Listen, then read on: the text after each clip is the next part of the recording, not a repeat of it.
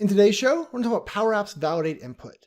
And the way we're going to do that is we're going to throw a text input on the screen, a date picker on the screen, a dropdown on the screen, and then we're just going to run through a whole bunch of different functions. So we're going to use IsBlank, IsMatch, if, ands, ors, contained, some date functions, just a whole bunch of little things that will hopefully help you guys build better apps, because one of the things you often are challenged by is, hey, how do I make sure that the user enters this really weird pattern before I let them input? So that's what we're going to cover today. It should be fun, should be fast. But first, here's our intro.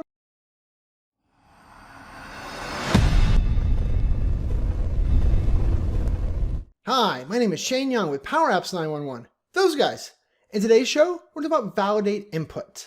And so the fun here is that, I just answer hundreds of questions every month from different YouTube comments and on Twitter and stuff like that. And you guys are always having all these challenges. Hey, how do I make this or that do? And so what we're going to do today is we're just going to concentrate on this and that. We're going to talk about just, ifs and ands and ors and IsMatch and patterns and dates and ranges and just all of these different little things. So no one great solution, just a bunch of little things for you guys to add to your toolbox that will hopefully make you a lot better at building your Power Apps. You also might notice the studio looks a little different. We are in transition right now. I've kind of put some of the pictures out on Twitter. This is not the final setup, but this is kind of what today's is. So I had to fight with audio and visuals and blah, blah, blah. Anyway, let's just talk about what you guys want to talk about, which is validate input. And to do that, let's switch over to my desktop. Okay, so over here on my desktop, here is the app that I built, and we're just going to walk through this. We're not even going to rebuild it all. We're just going to walk through all these different ones, but you can pause it real quick if you want to kind of get that idea of all the different little scenarios that we're going to cover. Over here, obviously we've got all of these different inputs. We're going to look at how to calc there. Over here for do you like add a line? You can be like yes, and then you can go forward. No, you can go forward, or other. Oh, look, you can't go forward until you also add an input. So we're going to talk about how to make sure that works. Here we had a bunch of different date questions around, how do I find out if someone's older than 18 based on their birthday? Or how do I find out if they chose a date within the next 30 days? And then did they even choose a weekday? So we'll talk about some of that. We're a little bit about using the logged in user and the lower function here, just to make sure you kind of get that. This one's fun because here I'm going to show you how to do the little error message like, hey, you can only move forward if you chose a blue. So red doesn't work. But really, all of the things over here are just building upon the concepts we're going to cover over here. So let's dive into these and talk about them. I guess before we do that, we should probably type in something. We'll just type in Chewy was here. And so let's go talk about how this works. And so the very first one we're going to have here is IsBlank. And so IsBlank is all about checking whether or not a text input or a specific field is blank or not, right? It also works for records. But this is probably the most common one I use, and it returns true or false. So a lot of times we'll use this for things like, when we're writing ifs, you don't have to say if IsBlank equals true. You just say IsBlank, and then it is true or false. And so you're going to use that a lot in your visible properties. I love Boolean functions like this, and I love Boolean variables for that reason. I don't have to write out a whole statement. I can just act upon whether they're true or false. So then we're like, hey, is this number greater than 100?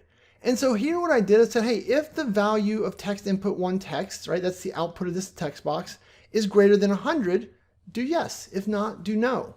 Well, if you're like, well, but Shane, you typed in words, how does that work? So just highlight the formula, right? This is the joy of it. You can see it returns a number, and in this case, it is returning the number 0, and so is 0 greater than 100 because text isn't a number, right? So you have that control. Now, if you only wanted to let them put in numbers, right, you could click on this control, and then I would just expand this thing over here on the right for a second. And so one of the things you have here is format. You can do text or number. So if you change this to number, then the user could only type in a number. But oftentimes we just roll with it as text. They want to type in something silly. Let them type in something silly. Okay? So then I was like, all right, well, if the number is greater than 100 and less than 150. And so here, this is our first chance to do an AND. Now, the most common mistake people make when they use ANDs and ORs is they don't think it all the way through. Right? They're like, hey, if value text input is greater than 100 and less than or equal to 150. Like they forget that when you use AND in PowerApps, you have to write the thing to check again, right? You have to write the full formula. So you need value text input twice. This is probably the most common mistake I see, is trying to just be like, and this and that, and not putting the left side of the equation. So, but in this case, right, if we were to go up here and now if we set this number to 105, it is greater than 100, yes, and is less than or equal to 150, yes. If we change it to 200, it's greater than 100, yes, but it is not greater than 100 and less than 150. So, if you're trying to drill in or dive into a specific range, that's what you want. So then I kind of jumped gears a little here. I'm like, all right, well, I want to make sure they have at least 4 characters, right? So it could be text, it could be numbers, it doesn't matter. And so here I said, hey, if the len, and that is the length function, right? This is the way I think of it. But if the length of it, and then I just did the text input. So this is saying that what I currently typed in, the length is only 3, right? And we can highlight it to see that. And so the idea here is sometimes you want to make sure that maybe they typed in a certain amount of characters, or maybe they typed in, they didn't type in too many. Now, also with your text inputs though, another little bonus tip, I didn't plan on showing you, but I'm going to. Remember, there's also a maximum length over here. So if you wanted them to only be able to enter 500 characters in their comments about why they don't like your service, then you can set the maximum length over here. And a lot of times what we want to do is we want to make sure that matches our data source. So if your data source says this field can only be 100 characters, then you want to make sure your text input is only 100 characters. Because if you try to submit or patch 105 characters, it's going to break and you're going to just pull your hair out because it's a hard one to realize the mistake. So always be thinking about what is your field size, especially in those open comments and things like that. So that's the length. So then we get into the function IsMatch. And so IsMatch is the most complicated part of all of this, but it's the most powerful by a long shot. And so the idea of IsMatch is you can have it check. In this case, I'm like, hey, is this an email address? And you're like, hey, is this an email address? It's not. But if I go up here and I type in Shane@PowerApps911.com, is a match for an email address. But if I take off, and I do .c, it's like, no. And so what you need to do is understand is that when you're using IsMatch, it's probably easier to go over the documentation. So I'm going to switch here and I will put a link to this in the description. Also in the description will be a link to the training curated library. Remember, if you just want to download this app so you had all these checks at your disposal, then you definitely can do that. You go to training.powerapps911.com, sign up for the curated library. You can download the video, download all of the assets like this as well. So anyway, so over here, IsMatch. So with IsMatch, there is a whole bunch of things, and they've got the documentation for IsMatch over here and for the match function. And then there's all these different things that you can do, full matches and start match, sub matches. There's some fun there. You can do patterns. And so your patterns might be, is it a match for the word Chewy, right? So did they type in Chewy? Yes or no? You can check IsMatching for that. You can match on predetermined patterns like letters, digits, email. Or if you are super nerdy, which I am, of course, no, I'm not. But what you can do is you can write even regex expressions. So the really smart people, those pro devs typically, write regex expressions to really do complex checking. I haven't done any of that. I'll probably do that in a future video because I need to learn regex, to be honest.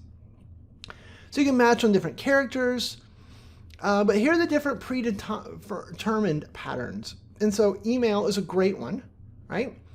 And so you can see that in reality, email is running this regex or regular expression of that, which I don't even know what that says yet. I haven't learned that. That's okay. But you can check for different parentheses, letters, digits, numbers, all types of fun things. Then down here, they explain how to do reg expressions, your different match options. I don't use these very often, so we're going to show you an example of that in just a second. But you can do contains. You can also combine these. So we're going to do that in a moment. So then they got some example syntaxes, and then they've got some different patterns. So a lot of cool things here. So in our example, though, what we did was we're like, all right, IsMatch. So we just checked to see did it match an email. And it's not if is it truly a valid email. It's just looking to see does it match the pattern of some text, an @ sign, some text, a dot, and then 2 or more characters, right, for the domain suffix. That's really all it's matching. But if we jump down here, I matched on a phone number. So if we click on match the US phone number pattern, so this is a much more complicated looking one, but really match, if IsMatch text input 1 text, left parenthesis and digit and digit and digit and right parenthesis and digit, blah, blah, blah, hyphen digit. So that's an example of trying to match a specific pattern. And If you want to match a different phone pattern, you definitely could. If you want to match your invoice pattern, maybe it's 4 dashes, or it's four letters dash 6 numbers, right? You could build those type of expressions. And a lot of times, we don't have to get into regex. I just used a pattern like this.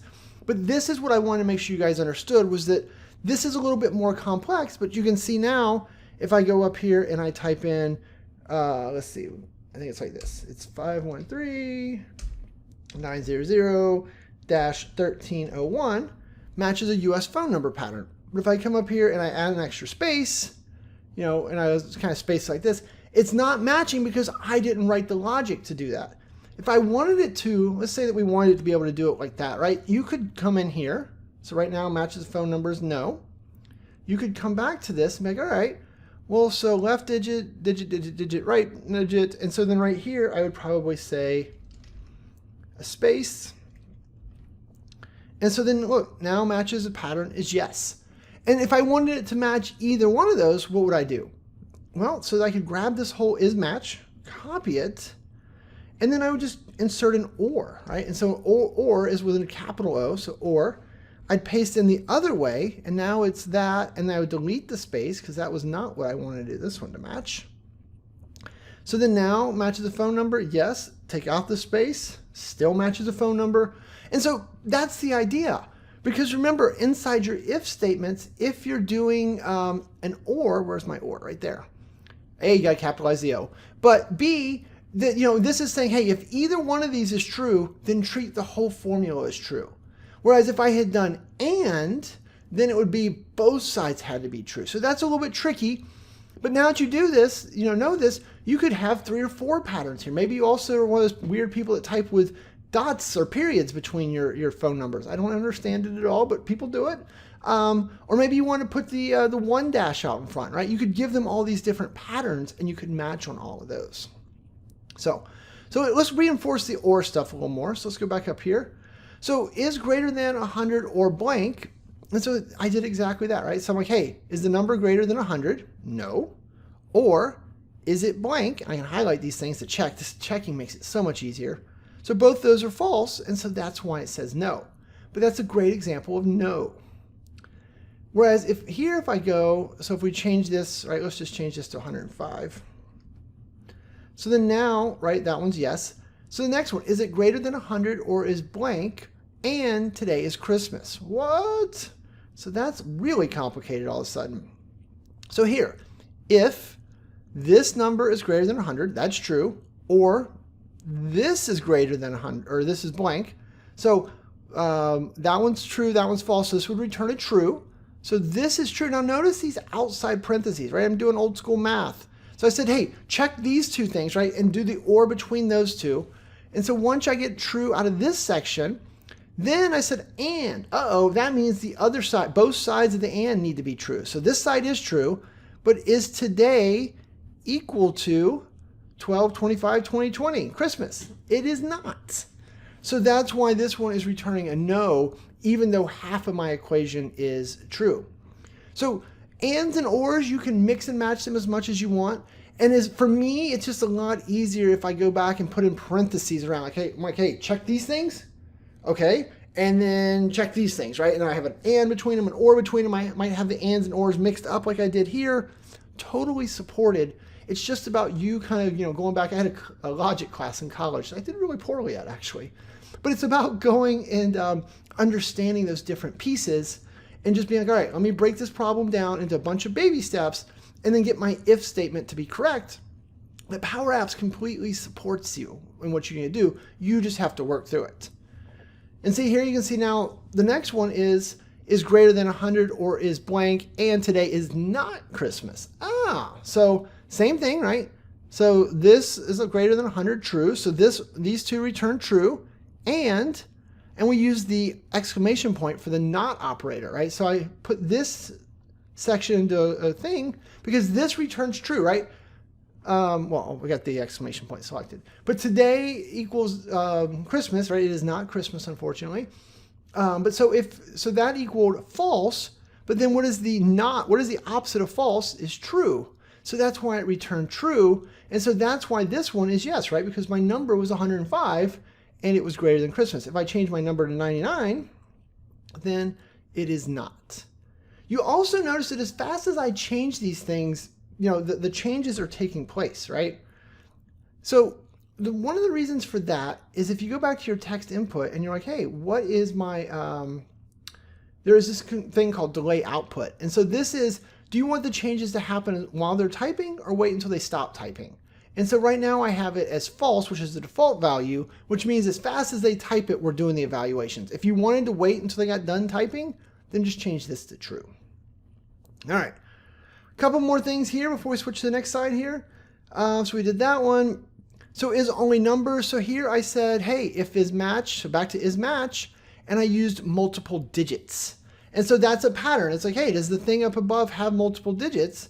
And now multiple digits can even be one digit, right? There's only numbers, yes. But if I type in Shah, it doesn't work. If I type in Shah 1, 2, oh, I mean type in that 1, 2, 3, right? Still, it does not match the pattern as only numbers. So remember, we have the ability just to change the input, but I just want to make sure you knew that, especially because you can also use these functions. We're using them for text inputs, but you could also be using these when you go query data out of your SharePoint or SQL or CDS or anything like that. All right, a couple more complex ones here before we turn the corner. So here's another IsMatch. But so here I said, hey, does the text input contain Chewy? So is it a match for Chewy? And so IsMatch has a optional parameter here, a comma, if you will. And so in there I said contains. So does this input contain the word Chewy?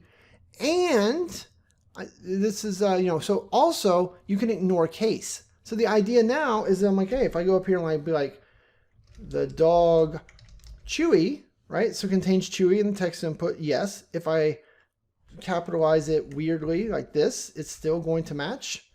So that is how you can do some text input matching, and you can ignore case. If you want them to have to type Chewy capitalized, right? Just delete this out. And then look, now, even though Chewy is in there, it doesn't match. But if we go up here and we change it and we actually type in Chewy correctly, contains Chewy in the text input is a match. So that's just another one of those things, right? That is all covered in this IsMatch documentation. And I think contains was up here.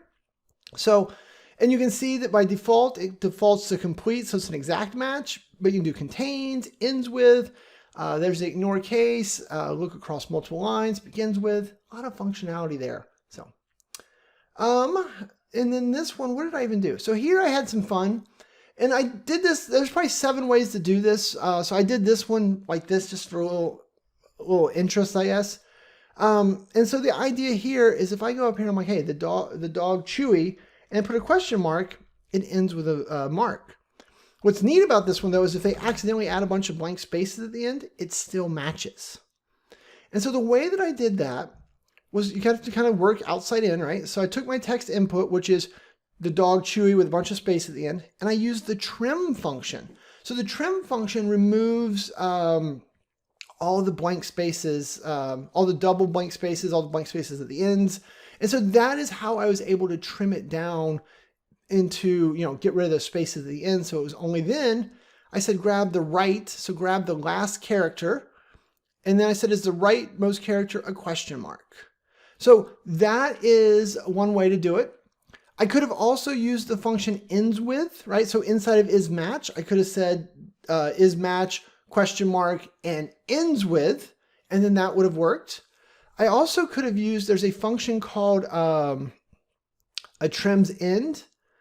And then the idea of trims ends is more of developer speak. So in Excel, trim takes out all of the double spaces and all the spaces on the outside, right?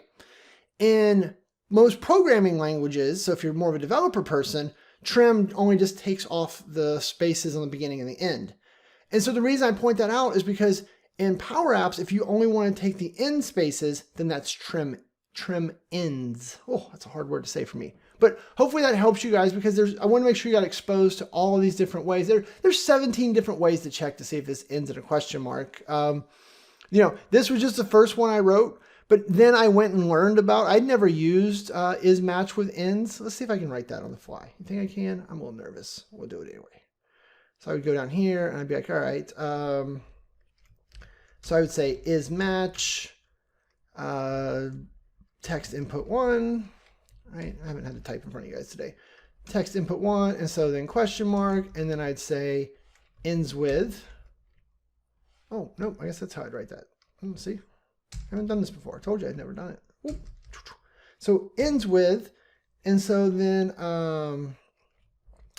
we would have to do, okay, so this would be text input 1, right? So text input 1.text. I really appreciate it when you don't tab complete. Ends with one of those. And so that is false, but because I have all those weird spaces on the end, so we'll use trim ends this time. So we'll trim off the spaces off the end. True, yeah, look at that. First time I ever wrote that function in my whole life. But so this is what I want to make sure you guys are thinking about, right? There's ends with, there starts with, there's a bunch of different stuff.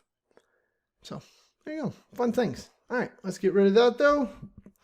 All right, and so then here you can see that once I kind of got all these patterns down, I was then like, all right, I want to be able to mess with my drop down. And so my input, you know, I only want to let them go forward. And so I often do that with display mode, right? And in this case, I just said, hey, if IsBlank text input, then make the display mode disabled. If not, make edit. That's the most common way I write my buttons. I want them to see the button. I want them to see the button grayed out until they meet my input criteria. In this case, they just can't move forward if it's blank.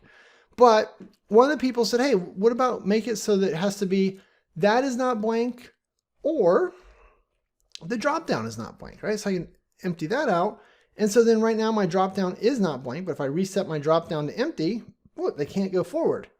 Put text in my dropdown, they can go forward. Oh, they deleted out all this. Oh, what did I do? I did something wrong. That should be as blank. Why is that not blank? Uh-oh. What did I do wrong?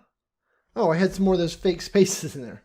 Ugh, stupid spaces. There you go. So maybe I should trim the spaces too. Ooh. So you get the idea. That's typically how we're going to handle this button. All right. I've been going too long, so I'm going to speed this up a little bit. So over here, what I wanted to do is I wanted the user to have to type in their own email address. And so I want to see, you know, if whatever they type in, so in this case, my email address is shane@powerapps911.com.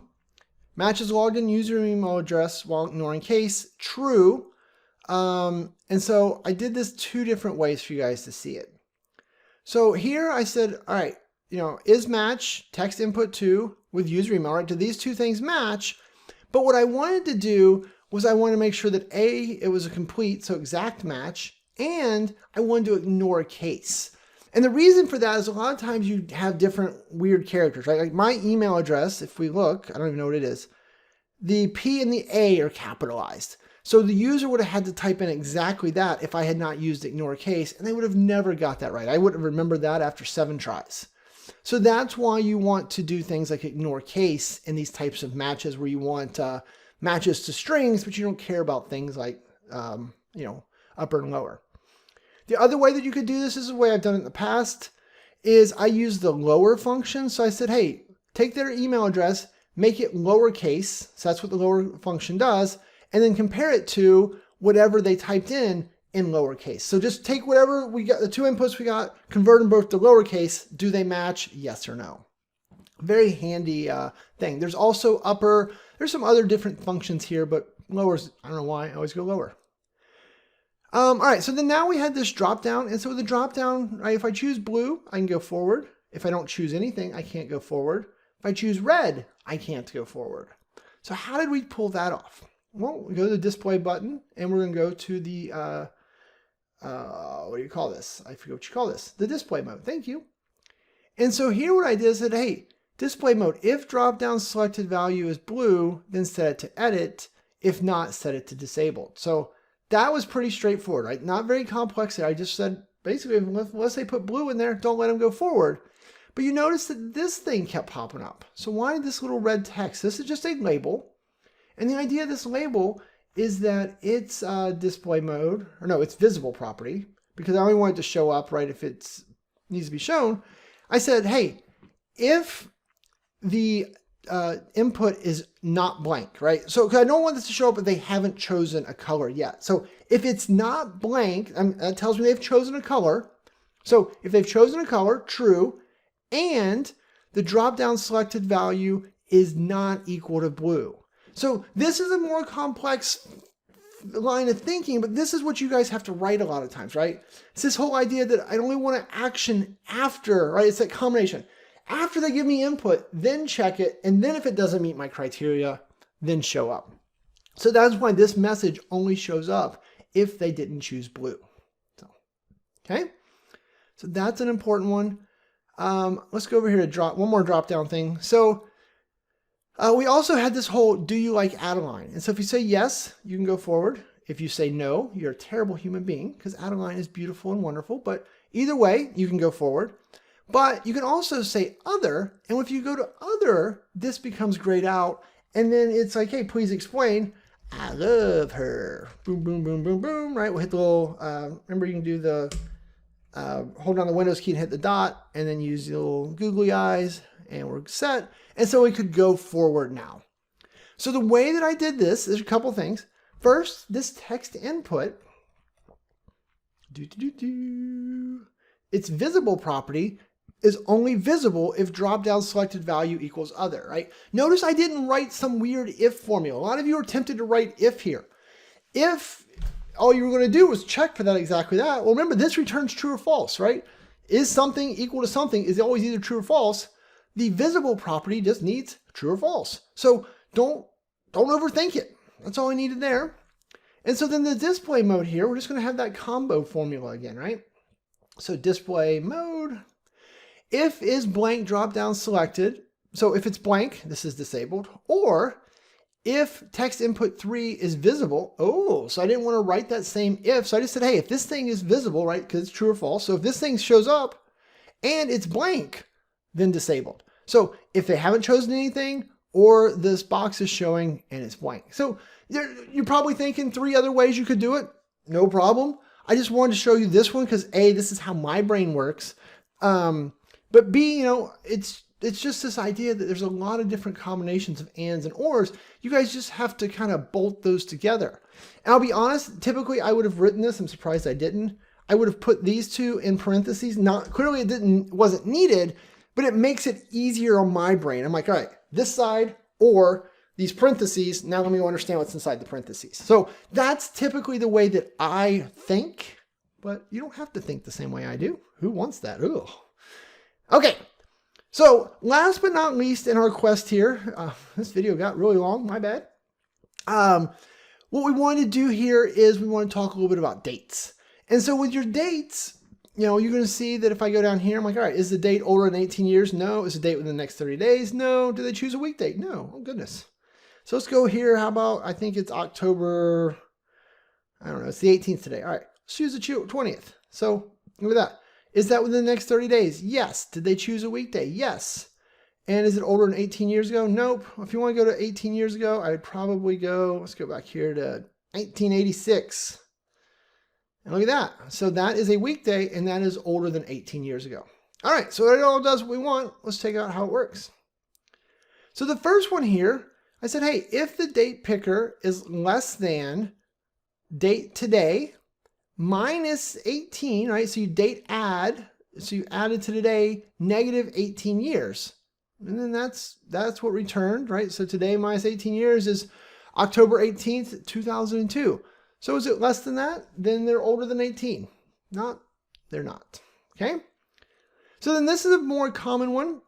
If the date picker is greater than or equal to today, and the date picker is less than today, add 30 days. So that's how you choose whether or not they chose something between today and 30 days from now. This one comes up a lot because we can't control the date pickers. We can't tell the date pickers to only show the 30-day window. So we need to let them enter anything they want, but then we need to validate that they chose that. Notice again, right? Date picker selected greater than today, date picker less than today 30. And so why I want to make sure you do that, because a lot of you forget to put in this second one, right? You forget to do this. You're like, a lot of people write it just like this and it doesn't work and they don't understand. So I want to make sure, oh goodness, Control Z, that everyone kind of was thinking about that common mistake. Then the last one here, last thing, did they choose a weekday? So a lot of people don't know, but there's a weekday function, and all that does is takes a given date and it turns it into a number 1 through 7. And what you can do is you can change the start date. So I said make Mondays 1s, right? So if we look right now, I don't remember what day of the week I chose. Well, I chose a 3, so that would be a Monday. That'd be a Wednesday, right? Let's go see if I'm right. 10-1, I chose a Wednesday. So if I choose a Monday, then that date should be a 1. So now that I understand, let's just make sure I'm right. It is. So then I just said, hey, if the day that they chose is a weekday of less than 6, then that tells me it's Monday through Friday. If it's 6 or 7, then it's Saturday or Sunday. So this is another one of those clever little things that once you add it, it makes handling things like making sure it's a weekday a lot easier. Okay. I said I got a little bit longer than I wanted, but hopefully you guys enjoyed that. These are all the questions you guys have asked over the last couple of years. How do I do this? How do I do that? And I probably didn't answer your exact question, though the people on Twitter that interacted with me, I answered their exact questions. But what I tried to do was I tried to, get all of this out here so you can plant these seeds and you can start thinking about this. Now remember, if you just want to download this whole app, this working app, you can go out to training.powerapps911.com, choose the curated library. You can download all of my videos. You can get all the associated apps with them where it makes sense. There's different like code snippets. All of the fun things that you might want are all out there if you just go grab it. So, and with that, I would remind you, leave me comments. I do respond to all of them. Sometimes I do it the same day. Some days it takes me a couple weeks to respond. I kind of do them in bunches. So, but I always answer them. If I can do anything to help you, if you want to work together, you can always reach out to us at PowerApps911.com. We've got a lot of different services from mentoring, working, helping you figure out that one formula, up to full-on project services, and then of course our training offerings. All right, and with that, I'm going to say thanks and have a great day. Before you go, be sure to click on the subscribe button over here so that way you'll be notified when new videos come out. If you need any help or you want to work together, whether your problem's big or small, check us out at PowerApps911. We do it all. I rhymed. Or if you're looking for more formal training offerings, we have those linked up here somewhere. So check them out. Thanks and have a great day.